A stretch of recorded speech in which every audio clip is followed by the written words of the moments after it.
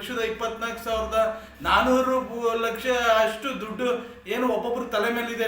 1,24,400 ರೂಪಾಯಿ ಒಬ್ಬೊಬ್ರು ತಲೆ ಮೇಲೆ ಇರುವಂತ ಒಂದು ವ್ಯವಸ್ಥೆ ಇವತ್ತು ಸರ್ಕಾರಗಳನ್ನ ಚುನಾಯಿತ ಜನಪ್ರತಿನಿಧಿಗಳನ್ನ ಆಯ್ಕೆ ಮಾಡಿಕೊಂಡು ಇವತ್ತು ನಮ್ಮ ಮೇಲೆ ನಾವೇ ಗೋರಿ ಕಟ್ಕೊಳ್ಳುವಂತ ಪರಿಸ್ಥಿತಿ ಆಗಿದೆ. ಎಲ್ಲೋ ಒಂದ್ ಕಡೆ MP ಪಾಟೀಲ್ ಅವರು ಮತ್ತೆ ಮಾನ್ಯ ಉಪಮುಖ್ಯಮಂತ್ರಿಗಳಾದ DK ಶಿವಕುಮಾರ್ ಸಾಹೇಬ್ರು ಅವರು ಹೇಳ್ತಾರೆ, ಗ್ಯಾರಂಟಿಗಳನ್ನ ಶ್ರೀಮಂತರುಗಳು ಬಿಟ್ಬಿಡಿ, ಯಾವುದು ತಗೊಳಕ್ ಹೋಗ್ಬೇಡಿ, ಯಾವುದು ಗ್ಯಾರಂಟಿಗಳು ಬೇಡವೇ ಬೇಡ, ಅದನ್ನ ನೀವು ದಯಮಾಡಿ ತಗೋಬೇಡಿ ಅಂತ ಹೇಳಿ ಮಾನ್ಯ ಮುಖ್ಯಮಂತ್ರಿಗಳು, ಉಪಮುಖ್ಯಮಂತ್ರಿಗಳು ಮತ್ತೆ MP ಪಾಟೀಲ್ ಅವರು ಹೇಳ್ತಾರೆ. ಎಲ್ಲೋ ಒಂದ್ ಕಡೆ ನಾವು ಹೇಳ್ತೀವಿ, ಇವರು ಸರ್ಕಾರಿ ಸವಲತ್ತುಗಳನ್ನ ಎಷ್ಟು ತಗೋತಿದ್ದಾರೆ. ಇವತ್ತು ಸರ್ಕಾರಿ ಸವಲತ್ತುಗಳು ಇವತ್ತು ಒಂದು ಅಧಿವೇಶನಕ್ಕೆ ಹೋದ್ರೆ 2,000 ರೂಪಾಯಿ, ಇವರು ಹೊರಗಡೆ ಓಡಾಡೋಕ್ಕೆ ಕಾರ್ ಡೀಸೆಲ್, ಪೆಟ್ರೋಲ್ ಮತ್ತು ತಿನ್ನುಗೆ ಆಹಾರ, ವಿಧಾನಸೌಧದಲ್ಲಿ ಕೂತ್ಕೊಂಡು ಟೀ ಕಾಫಿ ಎಷ್ಟು ಇವರ ಒಂದು ಮೋಜು ಮಸ್ಸಿಗೆ ಸರ್ಕಾರಿ ಹಣವನ್ನು ಎಷ್ಟು ಪೋಲ್ ಮಾಡ್ತಿದ್ದಾರೆ. ಎಲ್ಲೋ ಒಂದ್ ಕಡೆ ನಾಗರಿಕ ಒಂದು ವ್ಯವಸ್ಥೆಯಲ್ಲಿ ಎಷ್ಟು ಇವತ್ತು ಜನಸಾಮಾನ್ಯರ ಮೇಲೆ ಹೊರೆ ಆಗ್ತಿದ್ದಾರೆ. ಇವತ್ತು ನಮ್ಮ ಜನಪ್ರತಿನಿಧಿಗಳು, MLAಗಳು, ಇವತ್ತು ಏನು ಸಚಿವರು, ಎಲ್ಲೋ ಒಂದ್ ಕಡೆ ಇವ್ರಿಗೆ ಏನಾದ್ರು ಮಾನ ಮರ್ಯಾದೆ ಏನೂ ಇಲ್ಲ.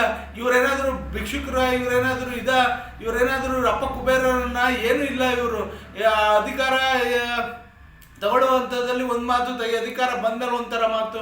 ಇವರ ಆಡಂಬರದ ಜೀವನ ಯಾವ ರೀತಿ ಇರುತ್ತೆ, ಐಷಾರಾಮಿ ಜೀವನ, AC car, AC bus, AC ಬಂಗ್ಲೆಗಳಲ್ಲಿ ವಾಸಿಸುವಂತ ಇವರು ಚುನಾವಣೆಯ ಒಂದು ಸಂದರ್ಭದಲ್ಲಿ ಘೋಷಣೆ ಮಾಡ್ತಾರೆ, 1,500 ನಂದು ಆಸ್ತಿ ಘೋಷಣೆ, ಮತ್ತೆ 4 ಫಾರ್ಚುನರು, 3 ಆ ಕಾರು ಈ ಕಾರು ಅಂದ್ಕೊಂಡು, ಮತ್ತೆ 220 ಎಕರೆ ಜಮೀನು. ಎಲ್ಲಿ ಬಂತು ಇವ್ರಿಗೆ? ಎಲ್ಲಿ ಸಂಪಾದನೆ ಮಾಡಿದ್ರು? ಯಾರು ಕೊಟ್ಟರು ಇವ್ರಿಗೆ ಇಷ್ಟೊಂದು ದುಡ್ಡ? ಎಲ್ಲವೂ ನಮ್ಮ ಖಜಾನೆಯಿಂದ ಲೂಟಿ ಮಾಡುವಂತ ಇಂಥ ಚುನಾಯಿತ ಜನಪ್ರತಿನಿಧಿಗಳು ಎಲ್ಲೋ ಒಂದು ಕೊಡುವಂಥದ್ರಲ್ಲಿ ಎಲ್ಲೋ ಒಂದ್ ಕಡೆ ಒಂದೊಂದು ಉದ್ದುದ್ದ ಭಾಷಣಗಳಂತೂ ಮಾಡ್ತಾರೆ. ಉದ್ದುದ್ದ ಭಾಷಣಗಳು ಇವ್ರದ್ದು ನೋಡಬೇಕು. ಎಲ್ಲ ಒಂದ್ ಕಡೆ ಇವರು ಈ ರೀತಿ ಆಸ್ತಿ ಘೋಷಣೆ ಮಾಡಿ ಯಾಕೆ ಇವ್ರಿಗೆ ಸವಲತ್ತುಗಳು ಬೇಕು? ಎಲ್ಲ ಒಂದ್ ಕಡೆ ಯಾವುದೋ ಒಂದು ಚಿಕ್ಕ ಟ್ಯಾಕ್ಸ್ ಕೊಟ್ಟೋ ಇನ್ನೊಂದು ಟ್ಯಾಕ್ಸ್ ಕೊಟ್ಟೋ ಇವ್ರಿಗೆ ರೇಷನ್ ಕಾರ್ಡ್ನ ಬೇಡ ಅಂತ ಕ್ಯಾನ್ಸಲ್ ಮಾಡಿಸ್ಬಿಡ್ತಾರೆ. ಮತ್ತೆ ಎಷ್ಟೋ ಇವತ್ತು ಬಡವರಿಗೂ ಸಿಗ್ಬೇಕಾಗಿರುವಂತ ಅಕ್ಕಿ 10 kg ಅಂತ ಅಕ್ಕಿ ಕೊಡ್ತೀವಿ ಅಂತ ಹೇಳ್ಬಿಟ್ಟು ಇವತ್ತು ಅದು ಅಕ್ಕಿನೂ ಪಂಗ್ನಾಮ, ಕೇಂದ್ರ ಸರ್ಕಾರದ 5 kg, ರಾಜ್ಯ ಸರ್ಕಾರದ್ದು 5 kg, ಟೋಟಲ್ ಇವರು 10 kg ಕೊಡ್ತೀವಿ ಅಂತ ಹೇಳಿ ಚುನಾವಣೆ ಸಂದರ್ಭದಲ್ಲಿ ಘೋಷಣೆ ಮಾಡಿದ್ರು. ಆದ್ರೆ ಇವತ್ತು ಏನ್ ಕೊಡ್ತಿದ್ದಾರೆ ಇವರು? ಎಲ್ಲ ಒಂದ್ ಕಡೆ 15 kg ಅಕ್ಕಿ ಕೊಡುವಂತದ್ರಲ್ಲಿ 10 kg ಅಕ್ಕಿ. ಎಲ್ಲ ಒಂದ್ ಕಡೆ ಇವತ್ತು ಅದರಲ್ಲೂ BPL ಕಾರ್ಡ್ಗಳು ಅದ್ ಮಾಡ್ತೀವಿ, ಫಿಲ್ಟರ್ ಮಾಡ್ತೀವಿ, ಇದ್ ಮಾಡ್ತೀವಿ ಅಂತ ಜನರಿಗೆ ಪಂಗ್ನಾಮ ಆಗ್ತಾ, ಜನರಿಗೆ ತಾಲೂಕು ಕಚೇರಿಗಳ ಆಹಾರ ಇಲಾಖೆಗೆ ಓಡಾಡುವಂತ ಪರಿಸ್ಥಿತಿಗಳು ಇವತ್ತು ನಮ್ಮ ಒಂದು ಅಧಿಕಾರಿಗಳು, ಇವತ್ತು ಸಚಿವರು ಮತ್ತೆ ಹಾಗೆ ನಮ್ಮ MLAಗಳು ಮಾಡಿದ್ದಾರೆ. ಎಲ್ಲ ಒಂದ್ ಕಡೆ ಇಂಥ ವ್ಯವಸ್ಥೆಯಲ್ಲಿ ಒಂದು BJP ಆಗ್ಲಿ, ಕಾಂಗ್ರೆಸ್ ಆಗ್ಲಿ, ಅದು JDS ಆಗ್ಲಿ, ಎಲ್ಲ ಒಂದ್ ಕಡೆ ಇವತ್ತು ವ್ಯವಸ್ಥೆ ಏನಾಗಿದೆ ಅಂದ್ರೆ, ಎಲ್ಲ ಒಂದ್ ಕಡೆ ಆಡಳಿತ ಬರುವಂತ ಸಂದರ್ಭದಲ್ಲಿ ಇವ್ರು ಕೊಡುವಂತ ಹೇಳಿಕೆಗಳು, ಆಡಳಿತ ಬಂದ್ಮೇಲೆ ಕೊಡುವಂತ ಹೇಳಿಕೆಗಳು, ಮತ್ತೆ ಇವರು ನಡೆಸುವಂತ ಒಂದು ವ್ಯವಸ್ಥೆ ಯಾವ್ಯಾವ ರೀತಿ ಇರುತ್ತೆ ಅಂದ್ರೆ, ಜನಸಾಮಾನ್ಯರನ್ನ ಬೀದಿಗೆ ಬರೆಸುವಂತದ್ದಾಗ್ಲಿ, ಮತ್ತೆ ಹಾಗೆ ಜನರನ್ನ ದೊಂಬಿ ಮಾಡಿ ಅವ್ರಿಗೆ ಕಿವಿಗೆ ಮಕ್ಕಳ ಟೋಪಿ ಮತ್ತೆ ಹೂವು ಮುಡಿಸೋದಾಗ್ಲಿ, ಇದು ನಮ್ಮ ಒಂದು ಚುನಾಯಿತ ಪ್ರತಿನಿಧಿಗಳು ಅಂತ ಇಂಥವ್ರನ್ನ ನಾವು ಆಯ್ಕೆ ಮಾಡ್ಕೊಳ್ಳುವಂಥದ್ದು. ನಾವೇ ದಡ್ಡರಾಗ್ತಿದ್ದೀವಿ. ಎಲ್ಲ ಒಂದ್ ಕಡೆ ಇವತ್ತು ಎಷ್ಟೋ BPL ಕಾರ್ಡ್ಗಳನ್ನ ಕಿತ್ತಾಕ್ತಿದ್ದಾರೆ. ಎಲ್ಲ ಒಂದ್ ಕಡೆ ಇದ್ರಲ್ಲಿ ಕಿತ್ತಾಕೋದ್ರಲ್ಲಿ ನಮ್ದೇನು ತಕರಾರಿಲ್ಲ. ಆದ್ರೆ ಎಷ್ಟೋ ಪಾಪ ಬಡವರು ಇದ್ದಾರೆ, ಕೂಲಿ ಕಾರ್ಮಿಕರಿದ್ದಾರೆ, ಎಷ್ಟೋ ಗಾರೆ ಕೆಲಸ ಮಾಡ್ಕೊಂಡು ಇನ್ನೊಂದು ಜೀವನ ಮಾಡ್ಕೊಂಡು ಹೋಗುವಂತ ಅಂಥವ್ರದ್ದು ಎಲ್ಲೋ ಯಾವುದೋ ಒಂದು ಟ್ಯಾಕ್ಸ್ ಕಟ್ತಾರೆ ಅಂದ್ರೆ ಒಂದು ಚಿಕ್ಕದು ಟ್ಯಾಕ್ಸ್, ಅದಕ್ಕೂ BPL ಕಾರ್ಡ್ನ ಕಿತ್ತಾಕ್ತಿದ್ದಾರೆ. ಎಲ್ಲೋ ಒಂದ್ ಕಡೆ ಇಂಥ ವ್ಯವಸ್ಥೆ ಆದ್ರೆ, ಎಲ್ಲೋ ಒಂದ್ ಕಡೆ ಮಾನ್ಯ ಉಪಮುಖ್ಯಮಂತ್ರಿಗಳು ಮತ್ತೆ MP ಪಾಟೀಲ್ ಅವರೇ ಶ್ರೀಮಂತರಿಗೆ ಅಂತ ಹೇಳ್ತಿದ್ದೀರಿ. ನೀವು ಇಷ್ಟೊಂದು ಶ್ರೀಮಂತರಾಗಿದ್ದೀರಿ, ನೀವು ಯಾಕೆ ಈ ಸರ್ಕಾರಿ ಸವಲತ್ತುಗಳನ್ನ ತಗೋತಿದ್ದೀರಿ? ಬೇಡ ಅಂತ ಬಿಟ್ಬಿಡಿ. ನೀವು ನನ್ಗೆ ಯಾವುದು ಬೇಡ, ನಾನು ಇಷ್ಟೊಂದು ಶ್ರೀಮಂತ ಆಗಿದ್ದೀನಿ, ನಾನು ಇಷ್ಟೊಂದು ಆಸ್ತಿ ಘೋಷಣೆ ಮಾಡಿದ್ದೀನಿ, ನನಗೆ ಯಾವುದೇ ಸರ್ಕಾರಿ ಸವಲತ್ತುಗಳು ಬೇಡ, ನಾನು ಇದರಿಂದ ನನ್ನ ಜೀವನ ನಡಿಬೇಕಾಗಿಲ್ಲ, ನಾನೇ ಜೀವನ ರೂಪಿಸ್ಕೊತೀನಿ, ಸರ್ಕಾರಿ ಸವಲತ್ತು ನನಗೆ ಪೆನ್ಷನ್ ಬೇಡ, MLA ಇಂದ ಇಳಿದ್ಮೇಲೆ ಅಂತ ಯಾವುದೋ ಒಂದು ಸರ್ಕಾರಿ ಸವಲತ್ತುಗಳು ಯಾವುದು ತಗೋಬೇಡಿ. ಯಾರು ಸಚಿವರಾಗ್ಲಿ, MLAಗಳಾಗ್ಲಿ, ಮುಖ್ಯಮಂತ್ರಿಗಳಾಗ್ಲಿ, ಅದು ಉಪಮುಖ್ಯಮಂತ್ರಿಗಳಾಗ್ಲಿ, ರಾಜ್ಯದ ಸಚಿವರು 30 ಸಚಿವರಾಗ್ಲಿ, 224 MLAಗಳಾಗ್ಲಿ, ಯಾರು ಸಹ ಬೇಡ ಅಂತ ಬಿಟ್ಬಿಡಿ.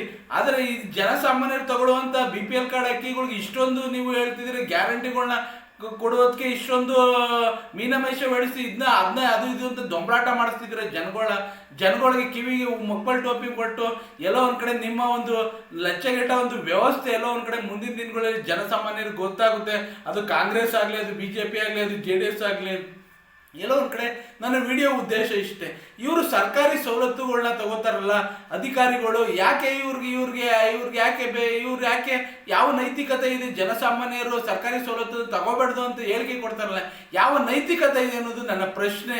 ಎಲ್ಲ ಒಂದ್ ಕಡೆ ಜನಸಾಮಾನ್ಯರು ಸತ್ಯ ಪ್ರಜೆಗಳಾಗಿದ್ದೀರಾ, ಬದುಕಿ ಮತ್ತೆ ನಾವೇನು ಅಂತ ಸ್ವಾಭಿಮಾನಿಗಳು ಏನು ಅಂತ ಜನಸಾಮಾನ್ಯರು ಈ ಅಧಿಕಾರಿಗಳಿಗೆ ಚುರುಕು ಮೂಡಿಸ್ಬೇಕು. ಅವತ್ತು ಮಾತ್ರ ನಮ್ಮ ರಾಜ್ಯ ರಾಮರಾಜ್ಯ ಆಗುತ್ತೆ.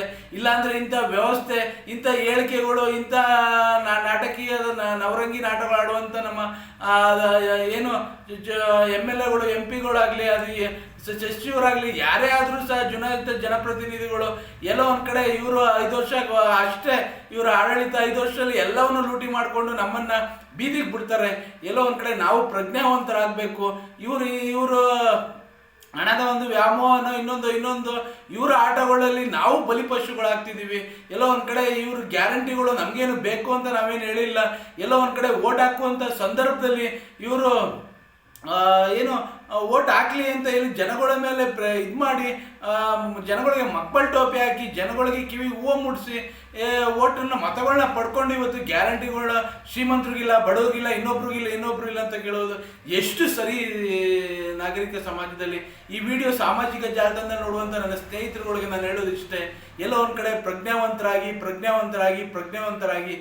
ಮುಂದಿನ ಚುನಾವಣೆ ಗ್ರಾಮ ಪಂಚಾಯಿತಿ ಆಗಲಿ, ಮತ್ತು ಹಾಗೆ ಜಿಲ್ಲಾ ಪಂಚಾಯಿತಿ ಆಗಲಿ, ತಾಲೂಕ್ ಪಂಚಾಯಿತಿ ಆಗಲಿ, ಮತ್ತು ಹಾಗೆಯೇ ಏನು ಮುಂದಿನ ಗ್ರೇಟರ್ ಬೆಂಗಳೂರು ಚುನಾವಣೆ ಆಗಲಿ, ಯಾವುದೇ ಒಂದು ಚುನಾವಣೆಯಲ್ಲೂ ನಾವು ಉತ್ತರಗಳನ್ನ ನಾವೇ ನೇರವಾಗಿ ಕೊಡೋಣ. ಯಾರು ಉತ್ತಮ ಇದ್ದೀರಾ ಅಂಥವ್ರಿಗೆ ವ್ಯವಸ್ಥೆಯಲ್ಲಿ ಬದಲಾವಣೆ ತರೋಣ. ಅದು ಬಿಟ್ಟು ನಾವು ಇಂಥ ಇವರು ದೊಂಬರಾಟಗಳಿಗೆ ಆಗಲಿ, ರಾಜ್ಯ ಸರ್ಕಾರ ಆಗಲಿ, ಅದು ಯಾವುದೇ ಕೇಂದ್ರ ಸರ್ಕಾರ ಆಗಲಿ, ಎಲ್ರಿಗೂ ನಾವು ಚೀಮಾರಿ ಹಾಕಿ ಮುಂದಿನ ದಿನಗಳಲ್ಲಿ ಒಂದು ಒಳ್ಳೆಯ ನಡತೆಯನ್ನು ಬೆಳೆಸ್ಕೊಂಡು ಉತ್ತಮ ಸಮಾಜವಾದ ಕಟ್ಟುವಂಥದ್ದಲ್ಲಿ ನಾವೆಲ್ಲ ಕೈ ಜೋಡಿಸೋಣ. ಅವತ್ತು ಮಾತ್ರ ನಮ್ಮ ರಾಜ್ಯ ರಾಮರಾಜ್ಯ ಆಗುತ್ತೆ, ಗಾಂಧೀಜಿ ಕನಸು ನೆನಸಾಗುತ್ತೆ ಅಂತ ಹೇಳ್ತಿದ್ದೀನಿ. ಮತ್ತು ಈ ವಿಡಿಯೋ ನೋಡ್ತಿರೋರು ಶೇರ್ ಮಾಡಿ ಮತ್ತು ಕಾಮೆಂಟ್ ಮಾಡಿ, ನಿಮ್ಮ ಅಭಿಪ್ರಾಯನ ತಿಳಿಸಿ.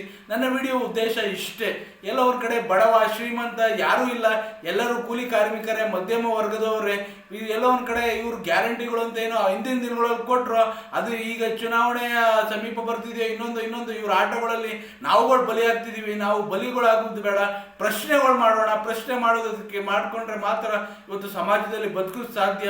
ಅಧಿಕಾರಿಗಳ ಕತ್ತಲು ಪಟ್ಟೆ ಹಿಡಿದು ಕೇಳೋಣ, ಯಾಕೆ ಇಂಥ ಹೇಳಿಕೆಗಳನ್ನ ಕೊಡ್ತೀರಾ, ಯಾಕೆ ಇಂಥ ಒಂದು ವ್ಯವಸ್ಥೆನ ಬದಲಾವಣೆ ಮಾಡ್ತೀರಾ ಅಂತ. ಜೈ ಹಿಂದ್, ಜೈ ಕರ್ನಾಟಕ. ಮತ್ತೆ ಎಲ್ರಿಗೂ ಒಳ್ಳೇದಾಗ್ಲಿ. ಈ ವಿಡಿಯೋ ನೋಡ್ತಿರೋರ್ಗೆ ಎಲ್ರಿಗೂ ಒಳ್ಳೇದಾಗ್ಲಿ. ಜೈ ಹಿಂದ್, ಜೈ ಕರ್ನಾಟಕ. ಮತ್ತೆ